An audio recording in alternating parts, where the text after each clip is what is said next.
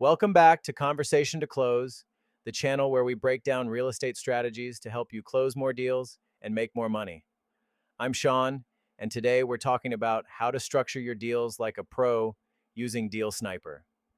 If you've ever analyzed a seller financing or subject to deal and thought, this doesn't quite work, you're not alone. Many investors walk away from deals too soon because they don't realize that small adjustments to financing terms can completely change the numbers and make the deal work. Here's the key. Every deal has multiple ways to structure it. Your job as an investor is to find the version of the deal that works for both you and the seller. That means playing with down payments, interest rates, monthly payments, and balloon periods until you hit the sweet spot that makes the deal attractive. Let's say you're negotiating a seller finance deal and the numbers don't quite work. Instead of walking away, here's what you can do. First, adjust the down payment. If the seller is asking for $20,000 down, but that makes your cash on cash return too low, try offering $10,000 down, but increasing the monthly payment slightly. Next, tweak the interest rate. A small change in the interest rate can dramatically impact cash flow.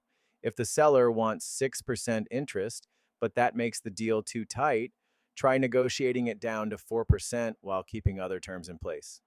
Then look at the balloon period.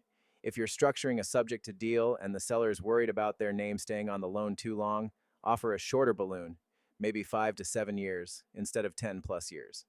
This reassures the seller while still giving you time to maximize returns. The goal is to balance seller motivation with investor demand. If you push too hard on seller terms, they'll reject the offer. But if you make the deal too investor friendly, you might struggle to find a buyer when it's time to sell the deal. Here's a pro tip. When using Deal Sniper, run the numbers at different financing structures before making an offer. If the first set of numbers doesn't work, tweak the financing terms until you find a version that does. All right, guys, that's your Deal Sniper guide to structuring deals like a pro.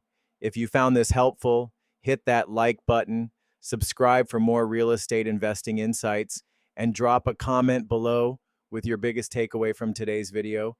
And if you want to see Deal Sniper in action, check out our next video where I break down a real deal analysis using the tool.